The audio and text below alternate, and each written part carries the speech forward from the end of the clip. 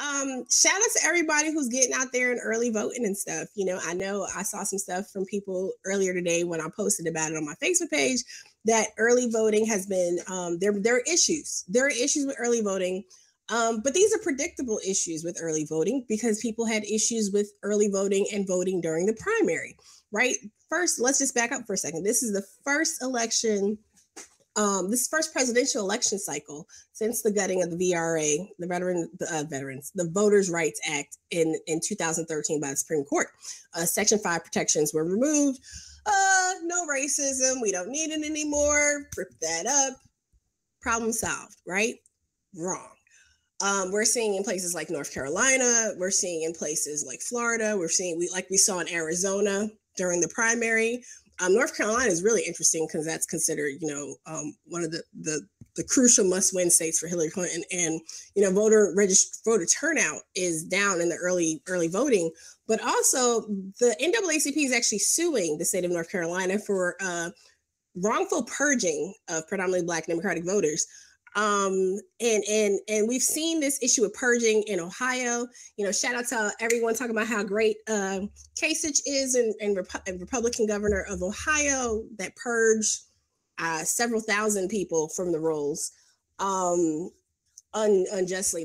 They last I checked, they were still trying to work out what the resolution would be to get those people properly reinstated so they can actually vote. That's part of the problem with talking about how reasonable certain Republicans are, right? I mean, let's talk about that for a minute too, right? We're seeing this issue. We've seen Donald Trump calling for people to make it difficult, for lack of a better phrasing, to actually engage in voter intimidation and stuff. We're seeing, as we saw in the primary, as we've seen in other election cycles, we've seen predominantly Republican held places creating difficulty for people in the voting process for actually exercising the vote. I was reading an account actually from North Carolina in terms of the primary about a couple, they're people of color. They were talking about how they were forced to spell out their names and all this other stuff. North Carolina is one of those places where you have to show your ID. And it wasn't the fact that they had to show their ID, but it was the fact that they had to do all this extra hoops just to be able to exercise their right to vote. And now we have, Republican Democrat. We do have Republican Democrats though.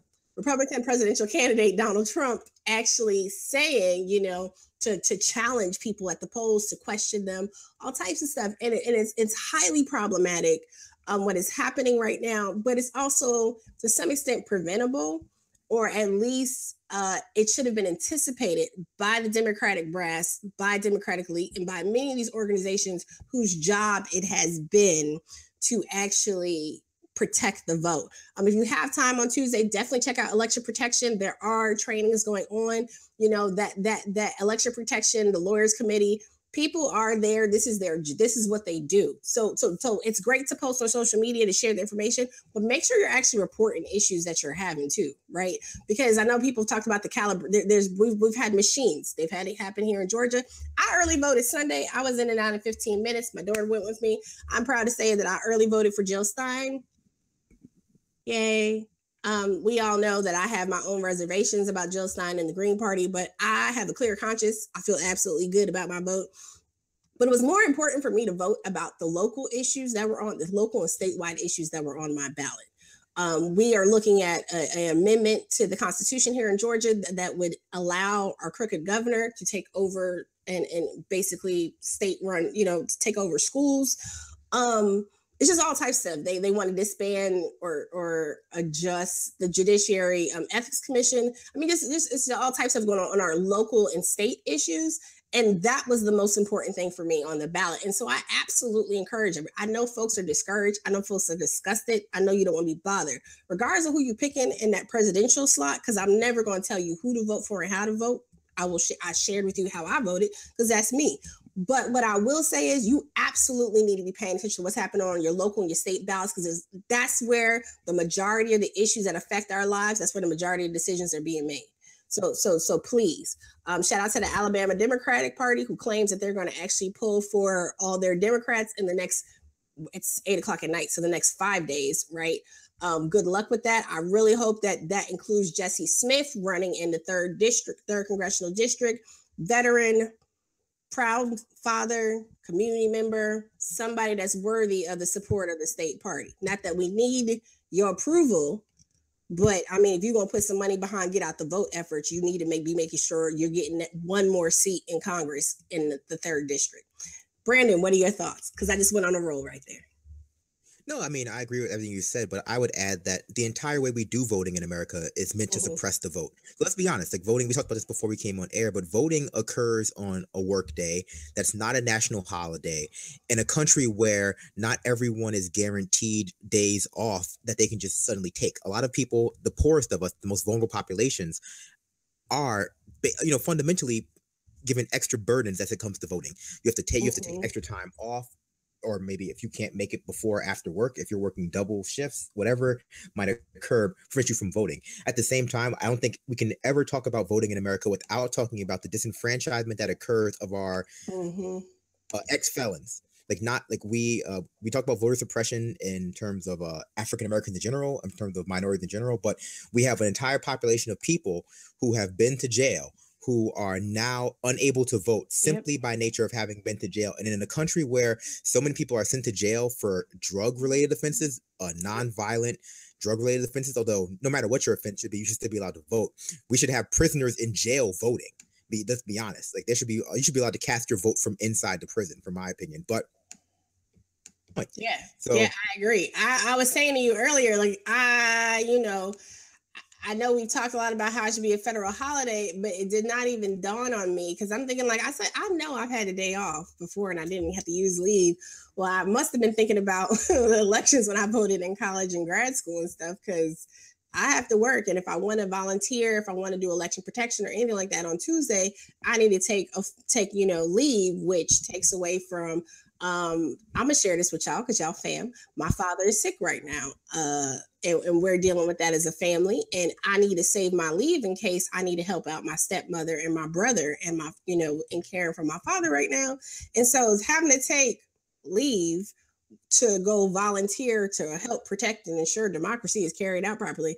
I'm torn right now because it's something I really wanted to do, but at the same time, that's 8 hours that I may need to go sit with my dad. So it's and I'm that's a first world middle class person issue I'm having right now, right? Because like you were pointing out, Brandon, a lot of people have to take off time for work. I actually have leave that I can take off from work, right? I have paid leave that I can use. You have other people, whether they should get the time off, whether state law says they should, there are still employers that will make you go through hoops and harass you and give you trouble if you're not there. And election day, this is a presidential election cycle. This is not going to be all kumbaya, oh, just come in and vote as you please. We already know people are having issues. We've seen tons of issues in the primary. There's no reason to not believe there's going to be issues akin to 2000 and 2004 once again at the polls. I mean, looking at what's going on in Ohio and Florida, and I mean, let's talk about Florida, right? Like, I mean, with the early voting turnout down, and I had some people telling me earlier today that they've seen that they are targeting early voters. They meaning Republican operatives, or I mean, the mainstream Republican Party claims that they're not involved in this because there's actually, I don't know if it's a consent decree or there's a previous lawsuit or something that prevents them from interfering in certain areas. But, we have these militia groups saying that they're going to be actively at the polls challenging people and stuff. You don't have to be pro-Hillary to understand that that's a problem. That's a serious problem. Right? Like this shouldn't even be the issue of voting rights shouldn't even be a bipartisan, or it shouldn't be a partisan issue rather, right? It shouldn't be, well, you want people to vote. And I understand there's a lot of issues coming out of the primary, especially if you're a Bernie Sanders supporter. But here's the problem right now that we talked about for everybody on all sides, right? People are now so concerned because it's such a higher stake with winning the presidency, but this should be a concern across the board. This should be a concern. And thinking about Democrats, there's all this great language about, the right to vote, et cetera, now because it's an election season. But there has been plenty of time over the past 3 years that this could have and should have been addressed. Like, where's the plan? We're too busy blaming Russia for everything under the sun. Go ahead, Brendan. Oh no, you're definitely right, and I think that the failure of Congress to address the gutting of the Voting Rights Act is perhaps the best example of, of our government's inactivity. And I just want to bridge this to talk about the importance of the presidency as the whole argument about the Supreme Court. We need the Supreme Court to be, 5 Dem, 4 Republican, or whatever that argument is. That's only a legitimate argument because our Congress is just inept. They can get nothing done. In a real functioning American government, the Supreme Court would not be as important as it is right now, but we just can't seem to pass any comprehensive social economic reform through our Congress anymore. So we have an activist Supreme Court now. We're now voting for one branch of government to protect another branch of government because the third branch of government run by Republicans is just completely inactive. Mm-hmm. Yeah, definitely. Go ahead. No, that was all I was going to say about that particularly. But I will say that I just to talk about the militia and people not really valuing democracy as, from my opinion, to like people being and within our climate, our political climate, or even our culture in general, being unable to handle a diverse set of opinions respectfully. I may not be a fan of the Republicans or the Democrats, but I'm willing to sit down and have a conversation with them. And I consider their vote to be part of the national conversation. But what we've seen from this electoral cycle, both from the Republican and especially from the Democratic side, that their definition of choice and agency means you're free to choose who we say you should choose. And if you don't choose that person, well, we're going to, bully you. We're going to strip away your vote. We're not going to value your vote. We're going to do all these subtle mind games to you to make you regret, or go this gaslighting. We're going to make you regret making a choice that's not the choice we chose for you already. So it's this sort of appearance of democracy that we're talking about now. People care about your choice as long as you're making the right one based on their interpretation of events.